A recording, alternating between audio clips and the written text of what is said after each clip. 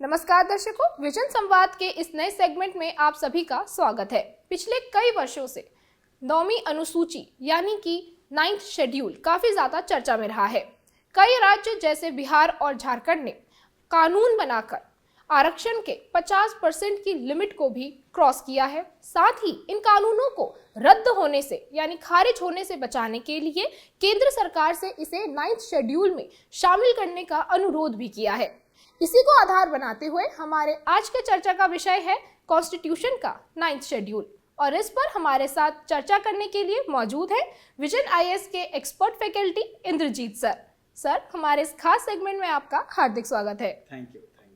Sir, जैसा कि हमने अभी बात की कि कई वर्षों से ये जो 9th शेड्यूल है ये काफी ज्यादा सुर्खियों में रहा है, तो ऐसा आखिर इस 9th शेड्यूल में क्या है और 9th शेड्यूल क्या होता है? सबसे पहले हमारे दर्शक इस बारे में आपसे विस्तार से जानना चाहेंगे।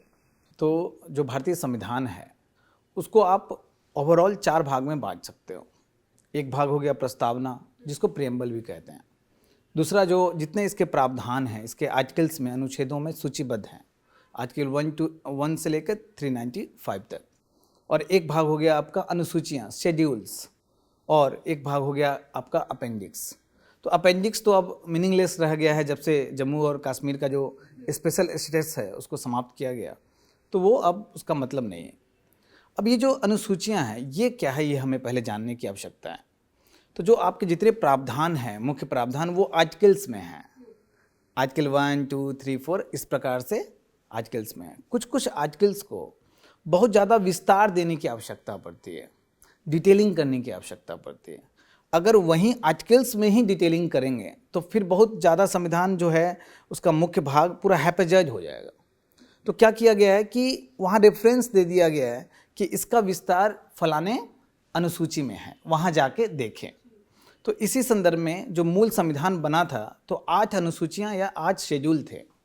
अभी संशोधन करके वो 12 तक पहुँच चुका है। अब हम लोग जो 9th शेड्यूल की बात कर रहे हैं उसी 12 अनुसूचियों में, शेड्यूल्स में से एक शेड्यूल है 9th शेड्यूल। इसमें क्या है, तो इसमें विभिन्न प्रकार के कानून डाल दिए गए हैं और ये प्रावधान कर दिया गया है मूल अनुसूची में। आर्टिकल है 31B। तो उसमें लिख दिया गया है कि 9वीं अनुसूची में जितने कानून समाहित हैं उसका जो न्यायपालिका है न्यायिक समीक्षा या जुडिशियल रिव्यू नहीं कर सकता है, उसका जुडिशियल स्क्रूटनी नहीं हो सकता है। तो आप वहाँ जब 9वीं अनुसूची को देखिएगा तो एक प्रकार का बॉक्स है जिसमें विभिन्न प्रकार के कानून हैं जिसका जुडिशरी रिव्यू नहीं कर सकता है। सर, अभी हम इतिहास के पन्नों को थोड़ा पलटते हैं। जैसे कि आपने अभी अनुसूचियों के महत्व के बारे में बताया, 9वीं अनुसूची को आपने विस्तार से समझाया, लेकिन अब मेरा अगला सवाल आपसे ये है कि जैसा आपने बताया कि कॉन्स्टिट्यूशन के शुरुआती समय में 8 अनुसूचियाँ थी, तो आखिर ऐसा क्या हुआ कि 9वीं अनुसूची लाई गई और क्या महत्व है इसका? आपको अगर 9th शेड्यूल का ऐतिहासिक पृष्ठभूमि समझना है तो हमें पहले संविधान संशोधन पे जाना पड़ेगा। तो उससे पहले हमें ये समझना पड़ेगा कि जब संविधान बन रहा था तो उस समय 1948 में ही संपत्ति के अधिकार को यूनाइटेड नेशन के सार्वभौमिक मानव अधिकार घोषणा में शामिल कर लिया गया था। तो संविधान सभा पे भी एक प्रेशर था कि इसको संविधान में शामिल किया जाए।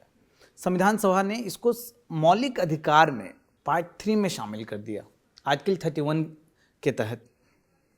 तो जब अब संपत्ति का अधिकार मौलिक अधिकार बन गया, संविधान लागू हुआ 1950 में, और साथ में आज़ादी के पहले से ही ये बड़े स्तर पे मांग चल रहा था कि जो जमींदारी प्रथा है उसका उन्मूलन हो, क्योंकि बहुत कम लोगों के पास बहुत ज़्यादा ज़मीन था और अधिकतर लोग गरीब थे, भूमिहीन थे। तो जब आज़ादी मिली तो ये मांग और बढ़ा।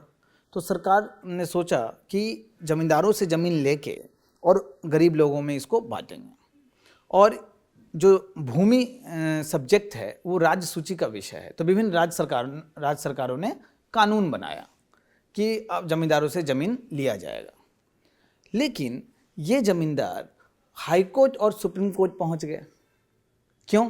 तो क्योंकि संपत्ति का अधिकार मूल अधिकार है और मूल अधिकार का अगर हनन करता है कोई भी कानून, तो न्यायपालिका उस कानून को खारिज कर देगी।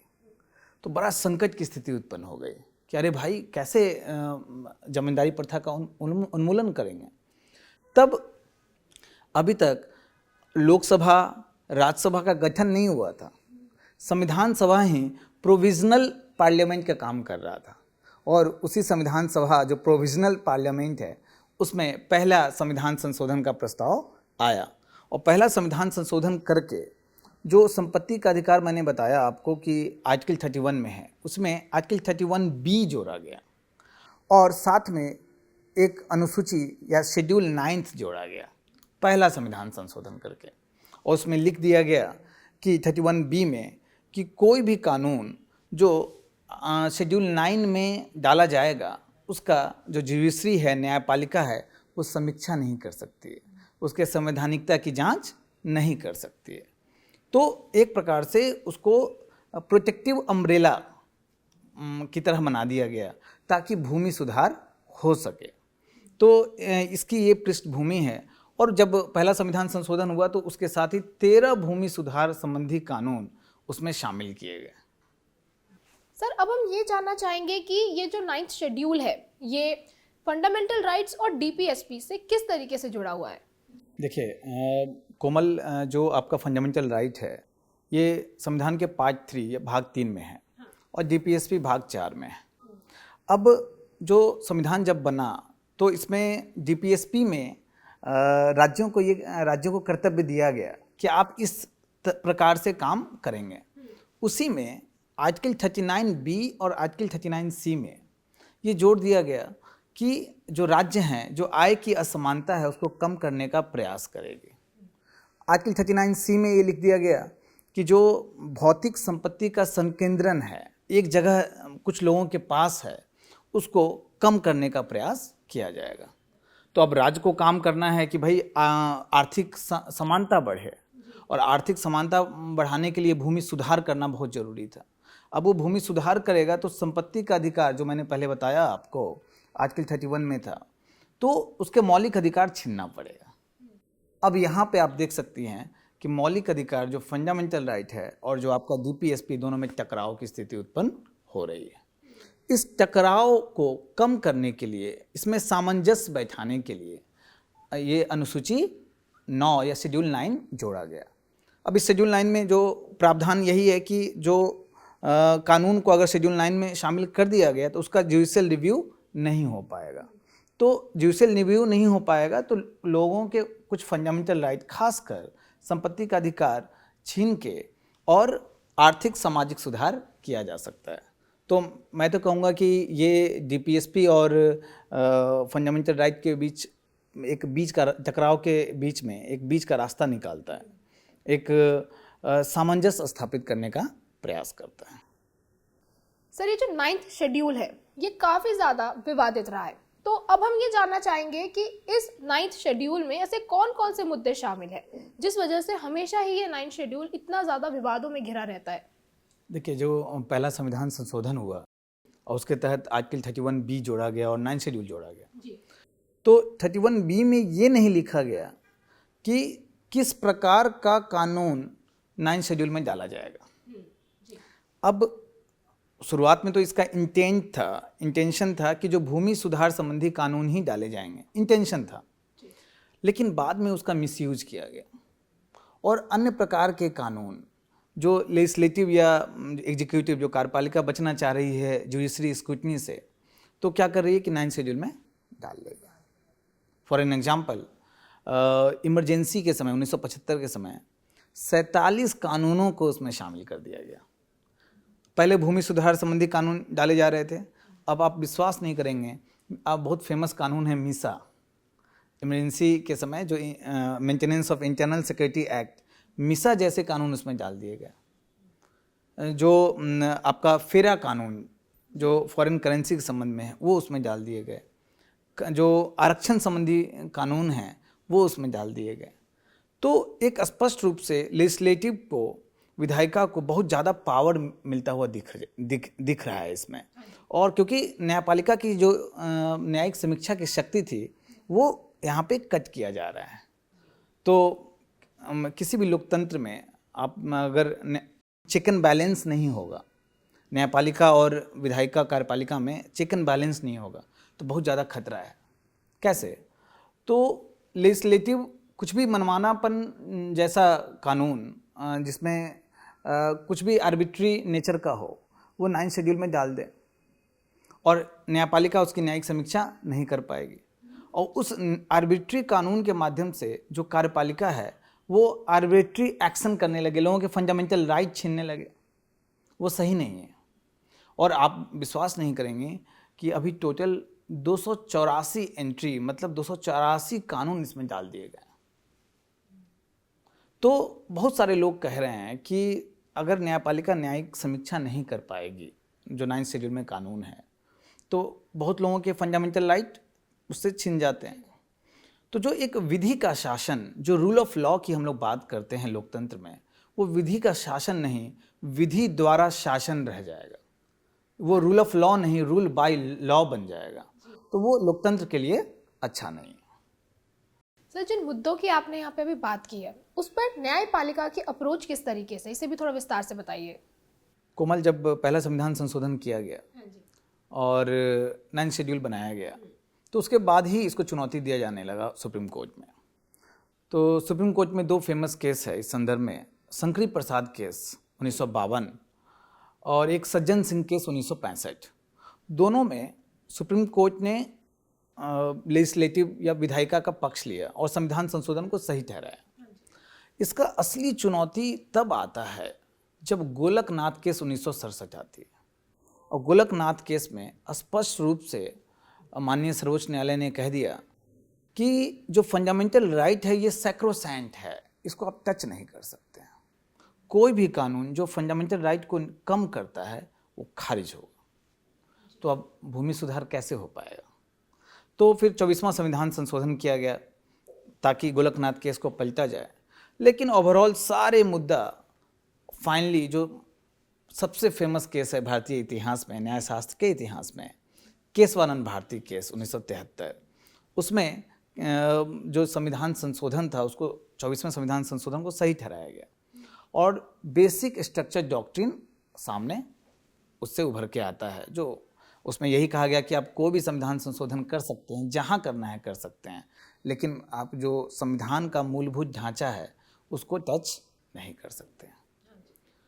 अब 9 शेड्यूल के केस में जो सबसे फेमस केस जो सबसे पहले आया वो वामन राव केस है 1981 का। उसमें यही जो आर्टिकल 31A, 31B, 31C की संवैधानिकता को लेके सवाल पूछा गया और उसी में 9 शेड्यूल आया कि 9 शेड्यूल में जो केस डाले गए हैं, माफ़ कीजिएगा, जो कानून डाले गए हैं तो उसकी संवैधानिकता की जांच होनी चाहिए कि नहीं। तो माननीय सर्वोच्च न्यायालय ने उसमें एक कट ऑफ डेट बताया 24 अप्रैल 1973, जिस दिन बेसिक स्ट्रक्चर डॉक्ट्रिन आया था, केशवानंद भारती केस का निर्णय दिवस के दिन। तो वामन राव केस में ये कहा गया कि जो कट ऑफ डेट है उससे पहले जो भी कानून इस 9 शेड्यूल में डाले गए हैं उसके संवैधानिकता की जांच नहीं करेंगे, लेकिन 24 अप्रैल 1973 के बाद जो भी कानून इसमें डाले गए हैं उसके संवैधानिकता की जांच होगी। लेकिन सबसे इम्पोर्टेंट केस जो फाइनल वर्डिक्ट इसमें आया है वो 2007 में आयर कोहिलो केस में आया है। आयर कोहिलो केस 9 जज बेंच का केस है और इस मजेदार बात क्या है, इसको 9 शेड्यूल केस भी बोलते हैं।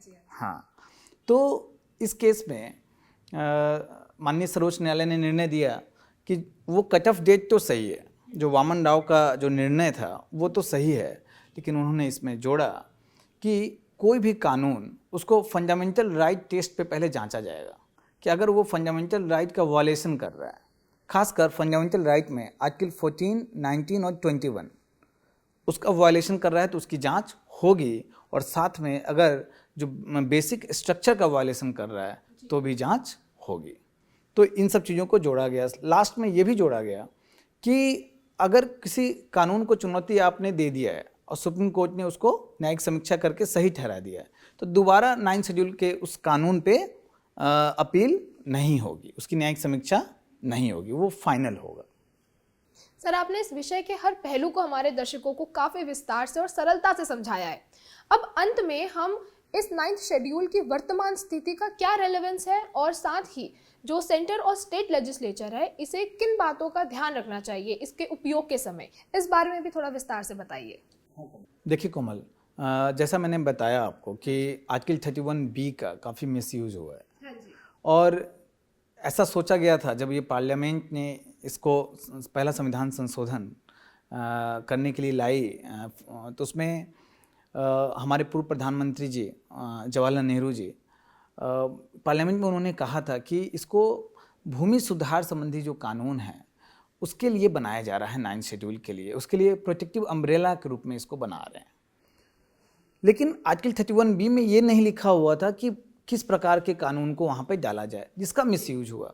और मिसयूज इतना हुआ कि बहुत सारे संविधानवेत्ता इन 9th शेड्यूल को कॉन्स्टिट्यूशनल डस्टबिन बोलने लगे। तो इसका समाधान यहीं से निकलता है कि हमें इस कॉन्स्टिट्यूशनल डस्टबिन को झाड़ू लगाने की आवश्यकता है, साफ करने की जो आवश्यकता है। जो हमारा इंटेंट था कि भूमि सुधार करना, उन भूमि सुधार संबंधी कानून को छोड़ के अन्य सभी कानून को वहाँ से निकालने की आवश्यकता है। साथ में आर्टिकल 31B में संशोधन करके ये भी जोड़ने की आवश्यकता है कि किस प्रकार के कानून को 9th शेड्यूल में रखा जाए। तो जो संसद है उसको कोई भी कानून को वहाँ समाहित करने के पहले काफ़ी उसमें विचार विमर्श करना चाहिए और लास्ट रिजॉर्ट के रूप में वो उसमें शामिल करना चाहिए। अगर कोई मजबूरी बस शामिल कर भी रहे हैं 9th शेड्यूल में तो उसके संदर्भ में पूरा कारण बताना चाहिए और वो कारण पब्लिक में आना चाहिए। तो मुझे लगता है कि अभी समय आ गया है कि इस कॉन्स्टिट्यूशनल डस्टबिन को अब साफ किया जाए। सर, हमारे आज के इस खास टॉपिक को इतनी सरलता के साथ समझाने के लिए आपका बहुत बहुत धन्यवाद। दर्शकों, हम उम्मीद करते हैं कि आप सभी को 9th शेड्यूल का हमारा आज का ये टॉपिक समझ में आया होगा। साथ ही इसी तरीके के बाकी इंफॉर्मेटिव सेगमेंट्स के साथ हम जल्द हाजिर होंगे। तब तक के लिए आप अपने विचार और सवाल हमें कमेंट करके ज़रूर बताएं। धन्यवाद।